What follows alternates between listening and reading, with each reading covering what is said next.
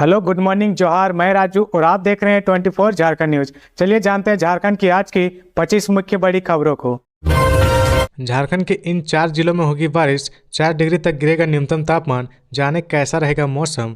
झारखंड में सुबह शाम कड़ाके की ठंड पड़ रही है। पछुआ हवाओं की वजह से ठंड बढ़ जाती है। अभी आने वाले कई दिनों तक ठंड से राहत मिलने की उम्मीद नहीं है। मौसम विभाग ने बताया कि आने वाले 3 दिन में न्यूनतम तापमान में 3 से 4 डिग्री सेंटीग्रेड तक की गिरावट आ सकती है। इसकी वजह से ठंड बढ़ेगी। भारतीय मौसम विज्ञान विभाग के रांची स्थित मौसम केंद्र ने बताया कि 8 से 10 फरवरी तक सुबह में कोहरा धुंध छाया रहेगा, आंशिक बादल भी रहेंगे।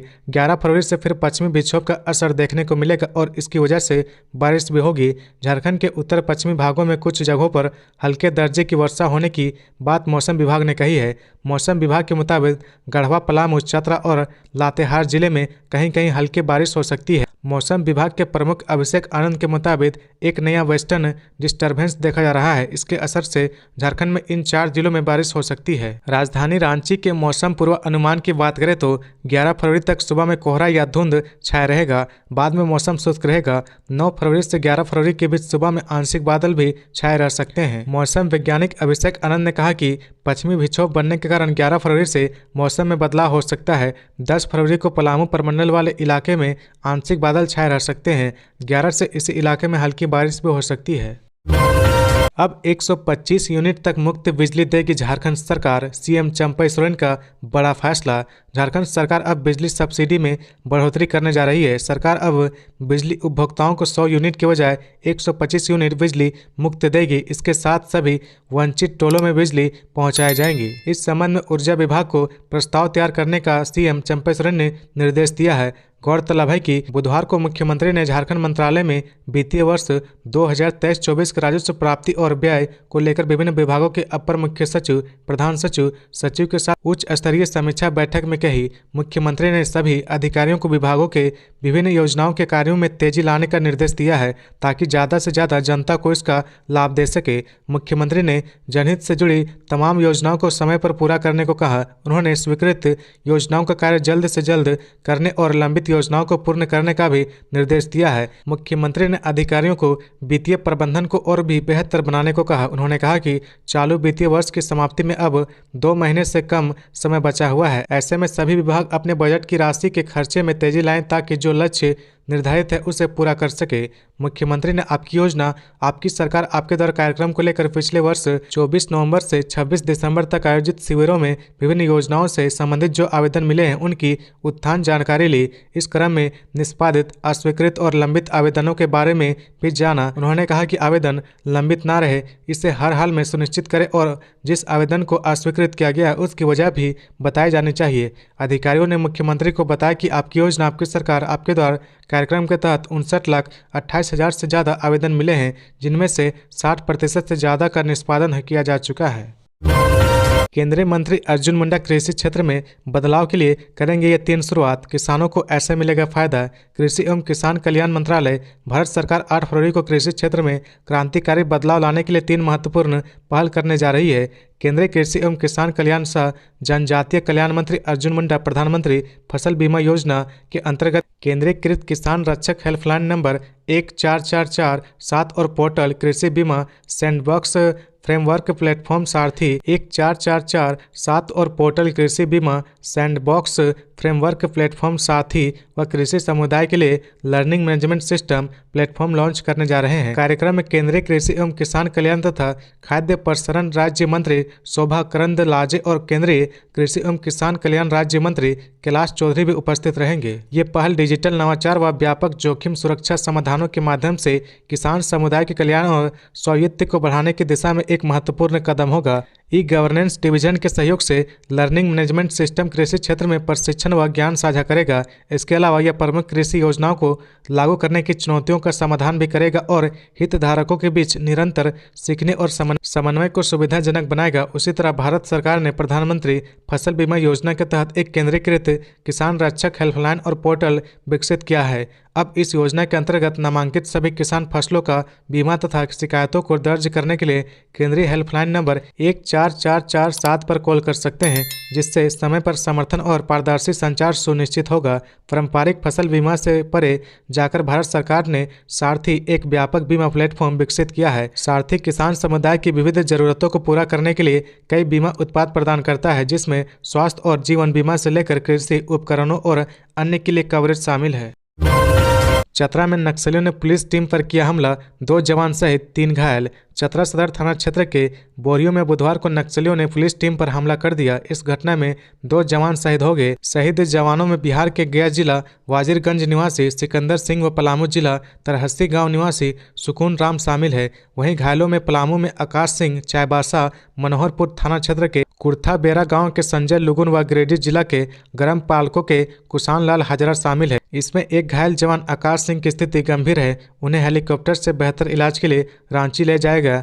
जानकारी के मुताबिक वह पहले सिकंदर सदर थाने में पदस्थापित थे और फिलहाल सुकून पीटीसी हजारीबाग से चतरा ड्यूटी में आया था। बताया जाता है कि सदर पुलिस, वरिष्ठ नगर पुलिस व वन विभाग की टीम पोस्ता अफीम नष्ट करने गम्हार तरी आती थी। पोस्ता नष्ट करके वापस लौटने के दौरान बोरियो के पास शाम करीब 4:30 बजे पहले से घात लगाए नक्सलियों ने पुलिस टीम पर हमला कर दिया। दोनों ओर से तकरीबन 30-40 राउंड गोलियां चली। घटना की जानकारी मिलने के बाद थाना प्रभारी शिव प्रकाश कुमार दल बल के साथ घटनास्थल पर पहुंचे और सभी जवानों को सदर अस्पताल पहुंचाया गया, जहां चिकित्सकों ने 2 जवान को मृत घोषित कर दिया। उपायुक्त अब्बू इमरान व एसडीपीओ संदीप सुमन सदर अस्पताल पहुंचकर घटना की जानकारी ली और घायल जवानों को हौसला बढ़ाया। सड़क हादसे में युवक की मौत, आक्रोशित ग्रामीणों ने कर दिया सड़क जाम। बोकारो जिले के जेना मोड़ मुख्य मार्ग पर पेटरवाड़ थाना क्षेत्र के पिछड़ी मेन रोड स्थित बीओआई के समीप मंगलवार देर रात अज्ञात वाहन के चपेट में आने से युवक की घटनास्थल पर ही मौत हो गई। वह फुसरो इलाके का रहने वाला था। मृतक की पहचान बेरमो थाना क्षेत्र के फुसरो नया मोड़ निवासी हीरालाल सिंह के 20 वर्षीय पुत्र राजेश कुमार सिंह के रूप में हुई है। घटना के संबंध में बताया जाता है कि राजेश अपने अपाची मोटरसाइकिल से तांतरी उत्तरी पंचायत के नूतन डी से शादी समारोह में शामिल होकर अपने घर वापस लौट रहा था। तभी पिछड़ी में अज्ञात वाहन ने राजेश को अपनी चपेट में ले लिया, जिससे उनकी घटनास्थल पर ही मौत हो गई। उक्त घटना के बाद आक्रोशित ग्रामीणों ने फुसरो जेना मोड़ मुख्य मार्ग को लगभग 4 घंटे तक जाम रखा, जिससे सड़क के दोनों ओर वाहनों की लंबी कतार लग गई। खबरों में आगे बढ़ने से पहले अगर अभी तक आपने इस चैनल को सब्सक्राइब नहीं किया तो प्लीज सब्सक्राइब कर ले, जिससे झारखंड की हर छोटी सी बड़ी खबर की अपडेट आप तक पहुंचता रहे। झारखंड में राहुल गांधी की यात्रा को लेकर प्रभारी ने कार्यकर्ताओं का आभार जताया। भारत जोड़ो न्याय यात्रा के झारखंड में सफलतापूर्वक आयोजन के लिए झारखंड प्रदेश कांग्रेस प्रभारी गुलाम अहमद मीर ने प्रदेश के नेताओं, कार्यकर्ताओं, कोऑर्डिनेशन समिति के संयोजक सदस्यों को धन्यवाद देते हुए आभार प्रकट किया। प्रदेश अध्यक्ष राजेश ठाकुर की अध्यक्षता में आयोजित बैठक के माध्यम से प्रभारी गुलाम अहमद मीर ने राज्य की जनता को विशेषकर धन्यवाद देते हुए कहा कि राज्य की जनता ने जिस तरह न्याय की मांग को लेकर सड़कों पर राहुल गांधी के नेतृत्व में निकली यात्रा को अपना अपार समर्थन दिया, उससे कांग्रेस पूरी तरह से अभिभूत है। उन्होंने कहा कि रांची की जनसभा से राहुल गांधी ने शंखनाद कर दिया है कि एचईसी के ऊपर अडानी का ठप्पा नहीं लगने देंगे और इसे किसी भी कीमत पर बंद नहीं होने देंगे। झारखंड के आदिवासी समुदाय को सरना धर्म कोड आवंटन दिलाने के लिए कांग्रेस की स्पष्ट नीति का खुलासा करते हुए कोड दिलाने की भी बात कही है। गुलाम अहमद मीर ने कहा कि यात्रा झारखंड में ऐसे समय प्रवेश कर रही थी जिस समय पूरे झारखंड में राजनीतिक उथल पुथल का माहौल था। केंद्रीय एजेंसियों के इशारे पर झारखंड में सरकार को अपदस्थ करने का पूरा माहौल तैयार किया जा रहा था, लेकिन कांग्रेस एवं महागठबंधन कार्यकर्ताओं के धैर्य और संयम का परिचय देते हुए न्याय के हक के लिए लड़ रहे हैं।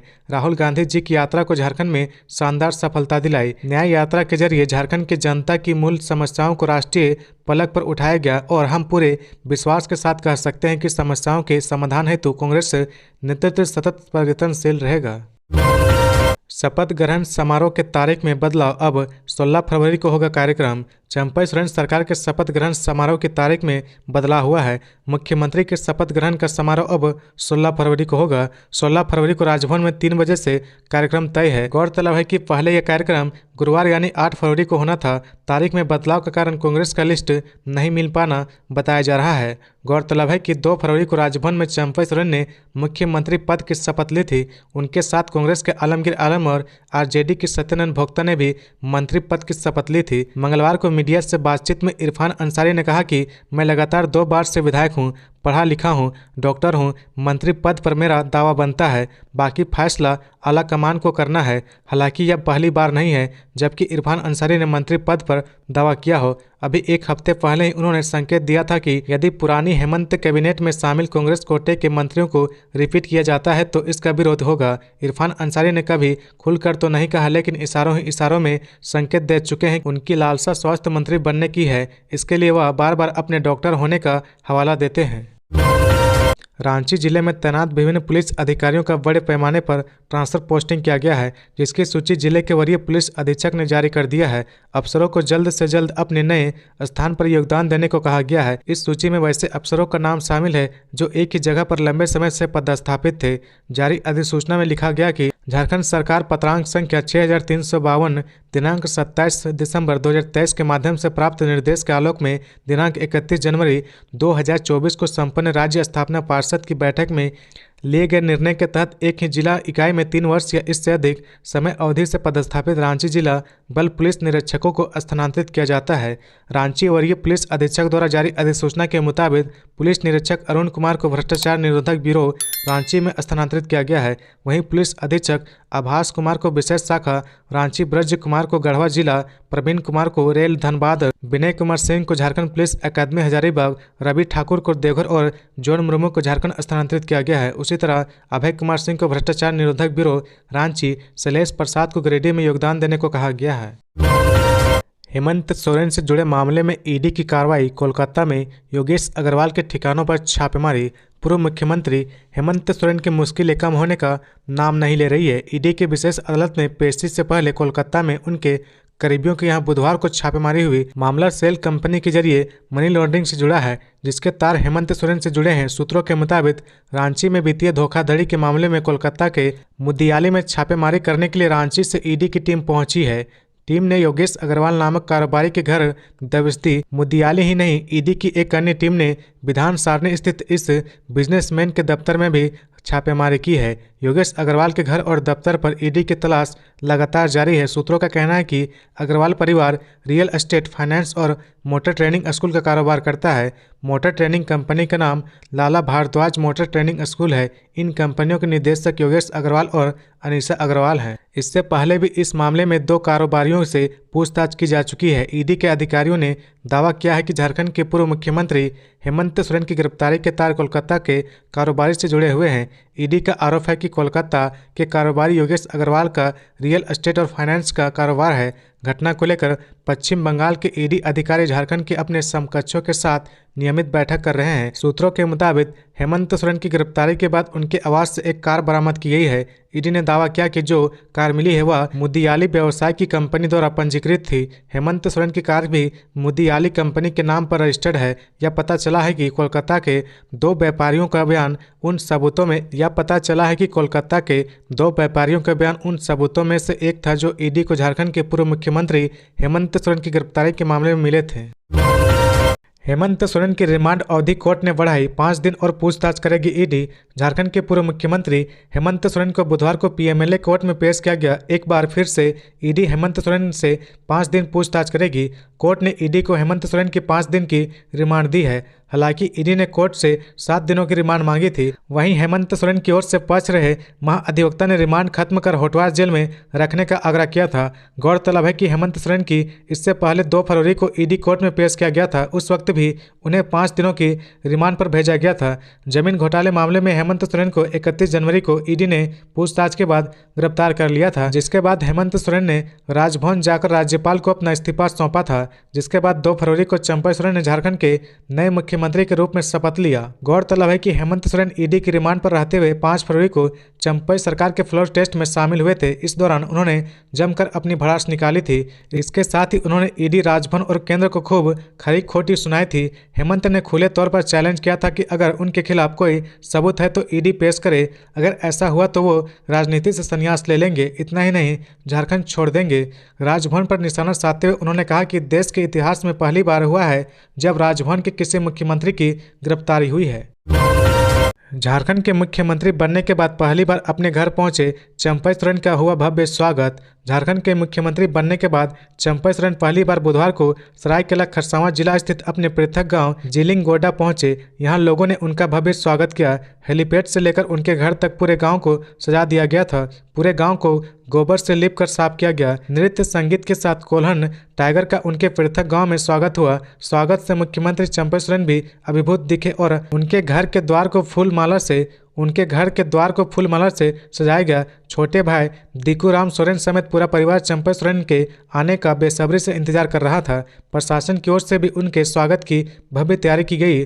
गांव के बाहर ही हेलीपैड का निर्माण कराया गया है। गांव में लोगों ने ढोल मांदर बजाकर अपने टाइगर कोल्हन टाइगर चंपई सोरेन का स्वागत किया। मुख्यमंत्री के अपने गांव पहुंचने से पहले उनके स्वागत के लिए भारी संख्या में लोग गांव के बाहर सिद्धू कान्हू मुर्मू की प्रतिमा के पास पहुंच गए थे। सभी लोग मुख्यमंत्री बनने के बाद चंपई सोरेन की एक झलक पाने को बेताब थे। कई घंटे पहले से ही लगातार ढोल मांदर बज रहे थे। महिलाएं झक झूमर नृत्य कर रही थी। गांव में चंपई सोरेन पहुंचे तो पारंपरिक तरीके से उनका स्वागत किया गया। महिलाओं ने थाली में उनके चरण पखारे। गांव में सड़क पर कारपेट बिछाया गया। सुरक्षा के भी पुख्ता इंतजाम किए गए थे।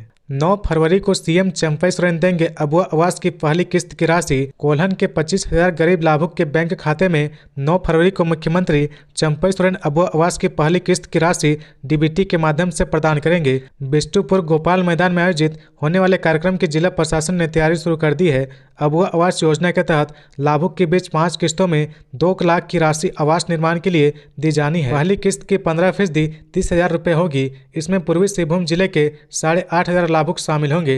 31 जनवरी 2024 को मुख्यमंत्री हेमंत सोरेन का यह कार्यक्रम अपरिहार्य कारणों से स्थगित हो गया था।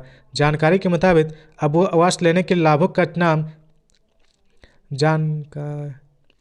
जानकारी के मुताबिक अबुआ आवास लेने के लिए लाभुक का चयन वर्ष 2011 की जनसंख्या के आधार पर किया जाएगा। इसमें ST/SC लाभुक को 50%, अल्पसंख्यक को 10%, OBC को 35% व जनरल लाभुक को 5% आवास दिया जाएगा।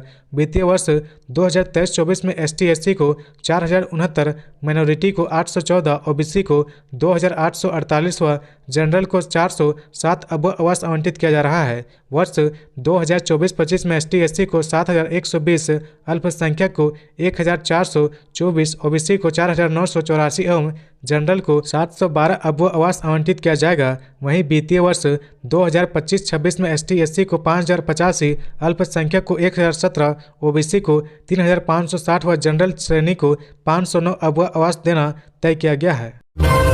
झारखंड के 347 यात्री जाएंगे मक्का मदीना। 12 फरवरी तक करना होगा ये काम। झारखंड के हज यात्रा 2024 के लिए मक्का मदीना 1874 आजमीन ए हज जाएंगे। इसके लिए 683 कबर ग्रुप बनाए गए हैं, जिसमें 1065 पुरुष व 809 महिलाएं शामिल है। सेंट्रल हज कमेटी ऑफ इंडिया से अंतिम सूची जारी होने के बाद झारखंड हज कमेटी ने राज्य के सभी जिलों को सूची जारी कर दी है।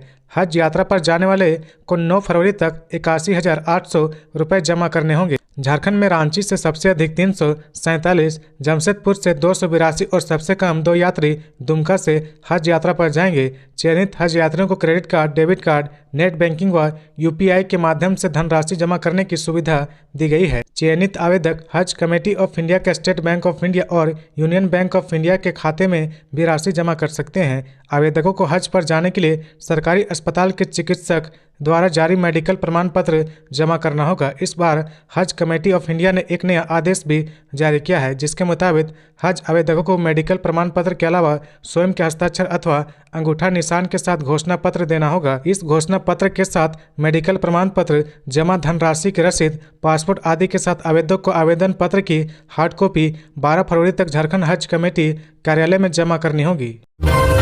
उग्रवादियों ने सड़क निर्माण स्थल पर चलाई गोली, छोड़ा पर्चा। चतरा जिले के थाना क्षेत्र के उताराठी में सड़क निर्माण कार्य स्थल पर उग्रवादियों ने दिन दहाड़े गोली चलाई। लेवी को लेकर घटना को अंजाम दिया गया। दुधुआ से उतराठी तक 3 किलोमीटर सड़क का निर्माण भारद्वाज कंस्ट्रक्शन द्वारा कराया जा रहा है। मंगलवार को दिन के करीब 11 बजे निर्माण स्थल पर 4 नकाबपोश उग्रवादी बाइक से पहुंचे और काम कर रहे लोगों को धमकी देते हुए हवाई फायरिंग की। मजदूरों को काम बंद रखने को कहा। जाते जाते उग्रवादी एक पर्चा छोड़ गए, जिसमें उत्तरी दक्षिणी सीमांत के जोनल कमांडर बलवंत जी द्वारा बिना अनुमति लिए कार्य शुरू नहीं करने की बात कही है।